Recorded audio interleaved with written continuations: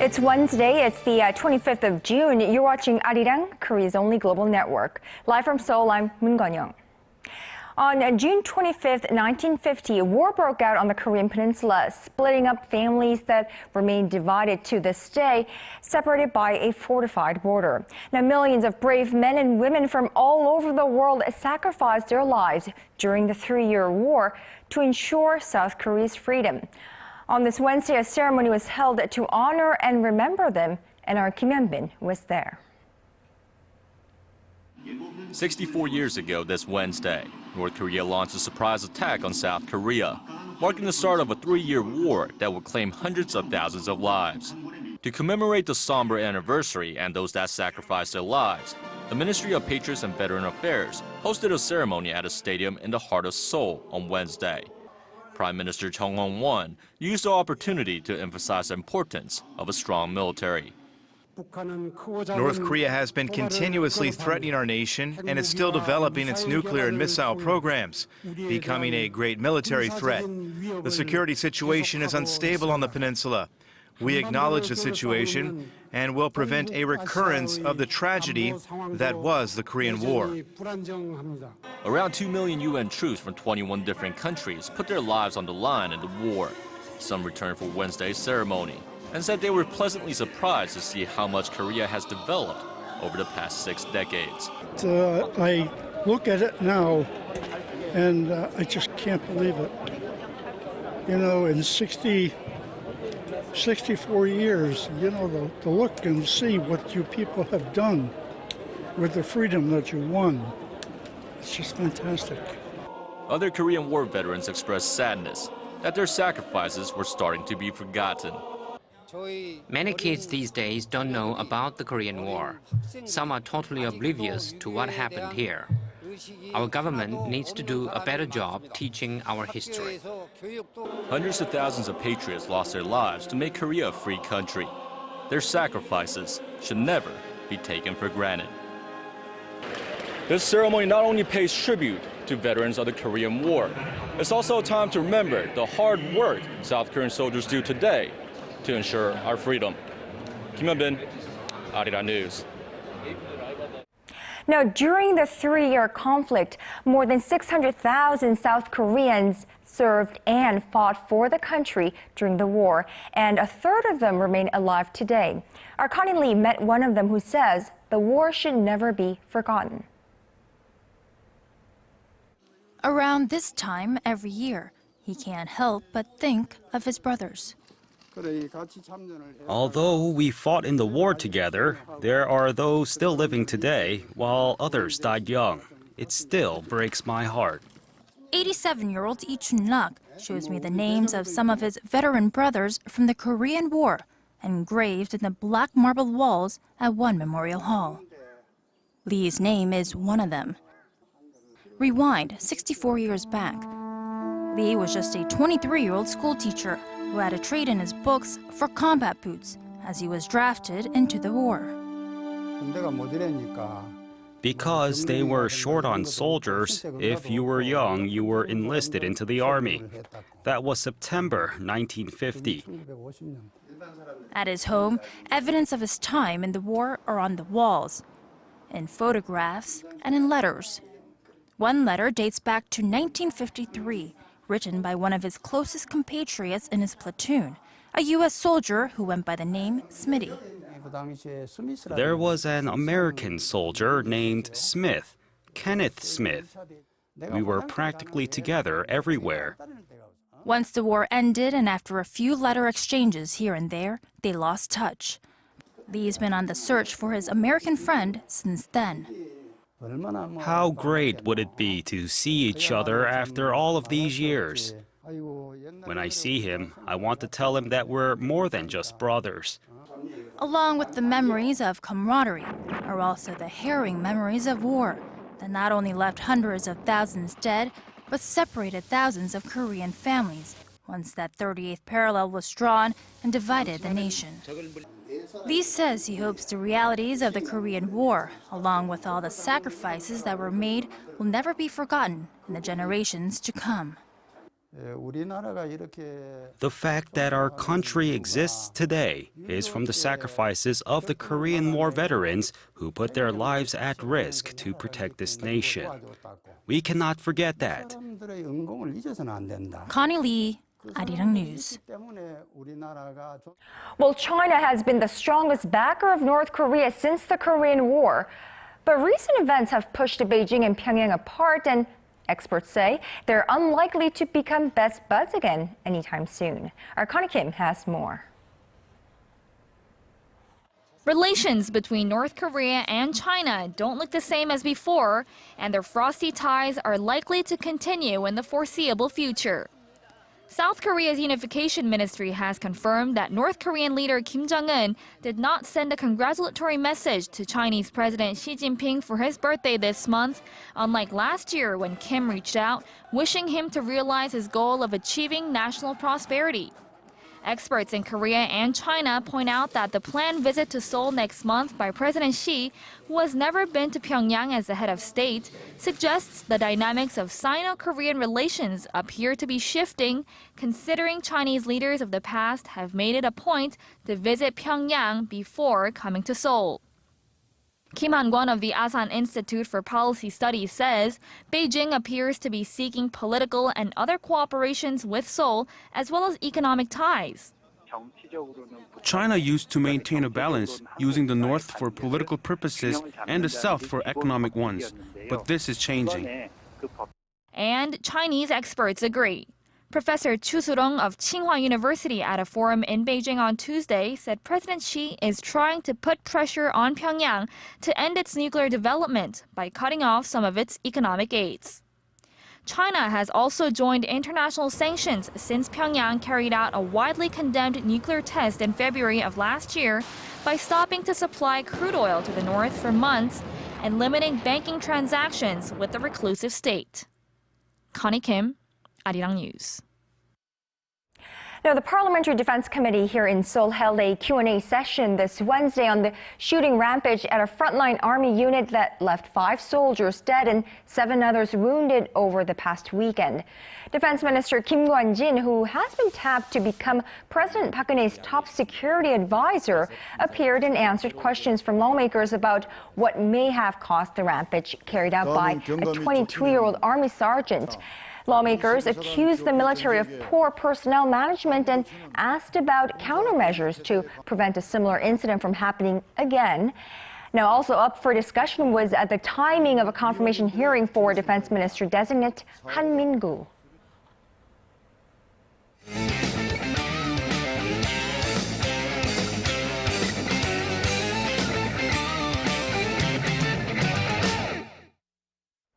Well, day 13 of the 2014 FIFA World Cup was full of action, I tell you. Yes, we did get to find out about half of the teams that will be playing in the knockout stage, but also that some can bite the fun out of the game. Our correspondent Song Ji-san joins us to make sure we do not miss any of that action. We're now halfway through the final matches of the group stage. We now know 50% of the teams that will be in the last 16. The two-time World Cup champion Woga had no trouble moving on to the next round, but it was a troublemaker Luis Suarez's teeth marks that are making more headlines around the globe. Suarez clashed with Italy's Giorgio Chiellini in the Italian penalty area 10 minutes from the end of the match, only to bite the defender on the shoulder.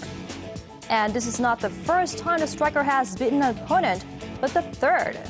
Suarez was banned from playing for his Premier League side Liverpool for 10 games last year after biting a Chelsea player, and 4 years ago he was suspended for 7 games for a similar incident while playing for Ajax.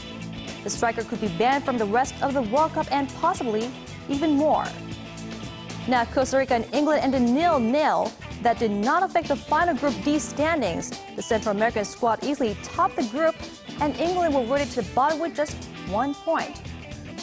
Now, it would have been the first for both countries to advance to the next round, but that honor went to Greece as Georgios Samaras earned an invaluable penalty in the last minute to see them edge Cote d'Ivoire 2-1.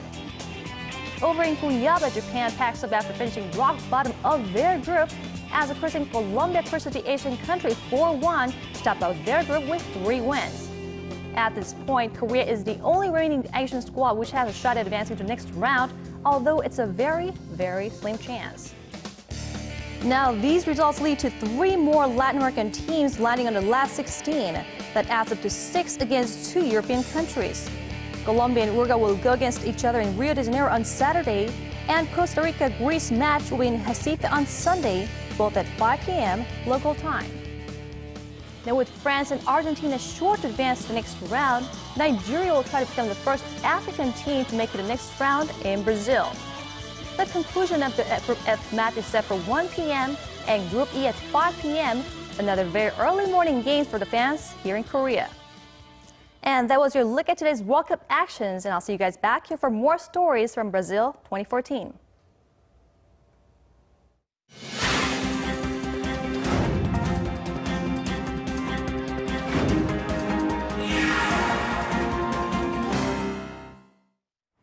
Well, here's a piece of good news. The number of newborn babies in Korea spiked in April.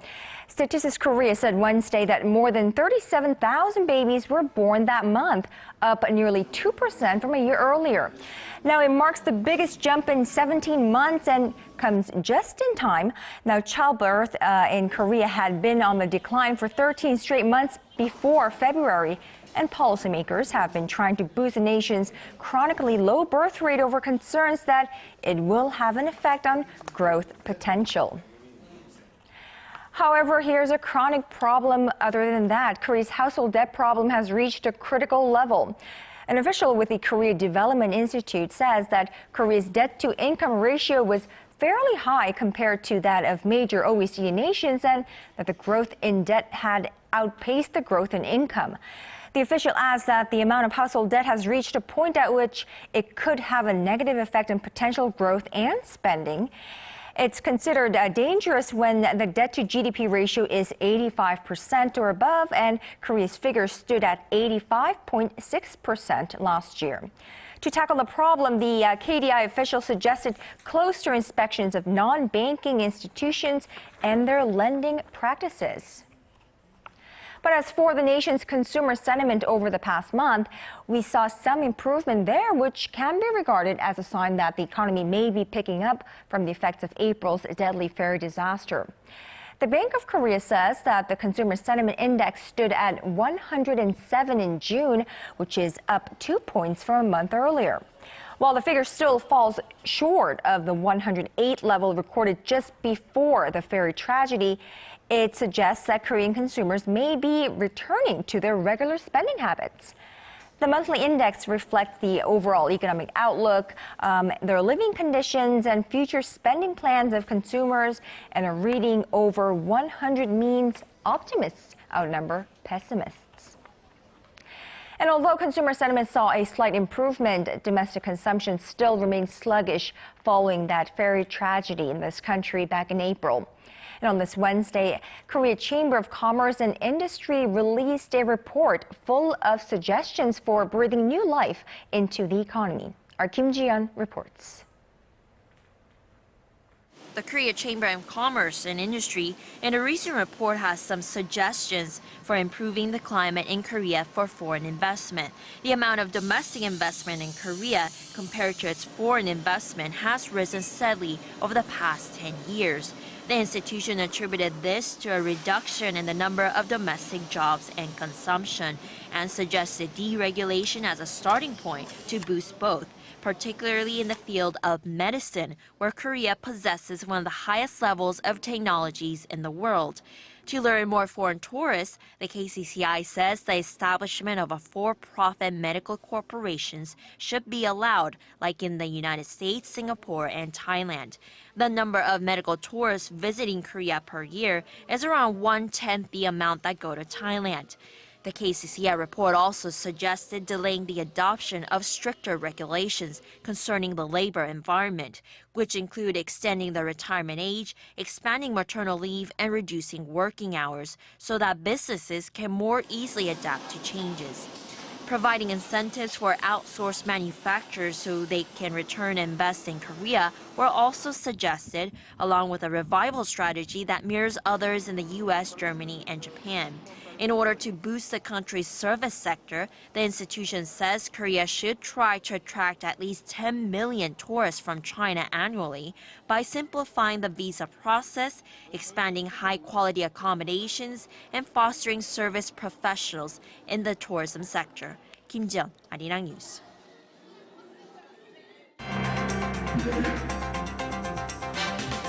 When the latest news meets the latest business stories, we give you a bigger and better picture of the world.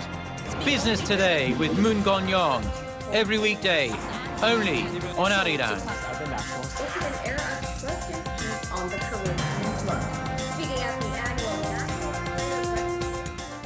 Korea's nuclear reactor technology has moved into the European market for the first time. The nation's science ministry said Tuesday that a local consortium has won a bid to upgrade a nuclear reactor that is being used for research purposes at the Delft University of Technology in the Netherlands. The $26 million deal is led by the state-run Korea Atomic Energy Research Institute. The ministry said that competition for the bid was intense, with others coming from France, Germany, and Russia. However, inside this country, the Korean government is facing renewed opposition against nuclear reactors as safety concerns came to the fore after a deadly ferry sinking back in April. And while the need for what is considered the cheapest source of power is growing, the safety of these plants is under scrutiny, and cost, as always, is the core problem. Dr. Kim Byung-ju joins me live in the studio. So the opposition against, I suppose, these nuclear reactors, it has gained a new momentum, especially after the Seoul ferry tragedy, and the opposition party lawmakers, they want to close down the old reactors here. Right, indeed, and that move is being made at several fronts here.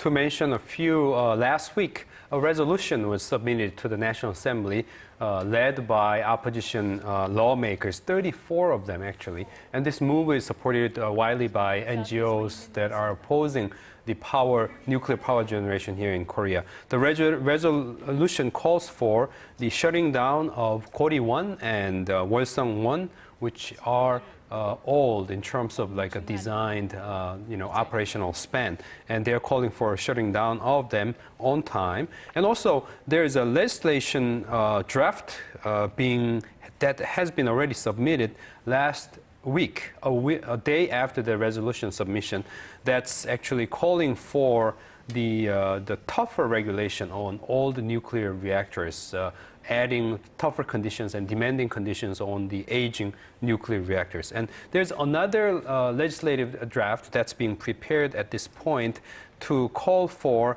the tougher conditions to be imposed on the new kinds of nuclear reactors that are being commissioned. The new nuclear reactors that are coming in, this draft is calling for attaching specific conditions about the operational span to be declared before these new nuclear reactors are being commissioned. So those actions are being taking place at the National Assembly, and at a local level, city of Busan is one of the areas where they have lots of nuclear power plants. And what's happening is the mayor-elect, Seo Byung-soo, who is a member of the ruling party, he's calling for shutting down of Gori 1 nuclear reactor on time as planned by 2017, and that will cost a lot of money, and then there will be other requirements they'll have to come along. But as a ruling party and conservative politician, calling for that kind of action is rather unique and kind of representative of what's happening actually in this community that deals with this issue of nuclear power generation. Right. So what is the kind of counter-argument that the government as well as the ruling party is proposing? Looks like the government and also ruling party seem to be reasonably united in the sense that they are presenting this argument saying, well, too much of overreaction to the concerns about safety itself is not very desirable, and nuclear power generation, the technology is evolving over time, and Korean government is doing all it can in order to ensure the safety of these kind of nuclear reactors. And even the nuclear reactors that have passed the originally designed operational span, they're saying they're making very much sure of their their safeties, and as long as there are no clear indication, scientific indication that they cannot be, they can no longer be operational, they'll continue on using these kind of nuclear reactors. So overall, the perspectives are kind of like pretty much opposite. You know, what makes this debate all the more interesting is like new reports that we've been seeing recent days say that Korea, even if it wanted to close down these nuclear reactors, lack the resources. Yeah, that's a complicated argument. Basically, what's happening is it's a Korea Hydronuclear Power, the company, public company that should set aside money to close down or decommission these kind of nuclear reactors. And in terms of Korean government's calculation, we need about $600 million in terms of US dollars to close down one nuclear reactor here in Korea, the current designs that we have here. And the Korea Hydronuclear Power has been setting aside money, but it's not like their cash that has been setting aside. They've been accumulating this debt in their book.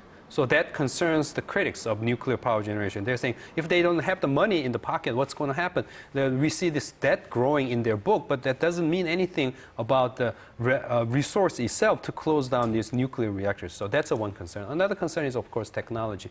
All different countries, including Korea, are working on developing the technology to decommission these kind of nuclear reactors. And we don't have those technologies fully in line. They're saying about 38 different kinds of technology groups, and Korea have, they say, about 17 of them. So we need money, we need technology, and we need other things in place. So the closing of these aged nuclear reactors, that could be become a promising global business then. As I said, you know, globally, all these countries that have been developing nuclear technology, including Korea, Japan, United States, Russia, France, and England, UK, they're all working on developing new technologies to use to decommission this kind of nuclear reactors. Currently around the world, there are about 435 nuclear reactors. Among them, about 149 they already have scheduled for decommission. And they're saying, considering that nuclear reactors usually have about 60-year lifespan, within 60 years we'll have about 400 nuclear reactors that needs to be decommissioned. And considering they usually cost about $1 trillion to decommission, to close down. This is about $1 billion. Exactly, and this is 400 trillion won worth of market of decommissioning or shutting down nuclear reactors. So Korea is a key player here, quite busy getting itself ready. Right, right. I mean, Korea is leading, one of the leaders, or trying to become one, of the exporter of nuclear power plants, nuclear reactors, and now we could delve into the business of closing down decommissioning of nuclear power plants as well. And completing the whole cycle of technology development. All right, Dr. Kim Byung-ju, thank you so much for today.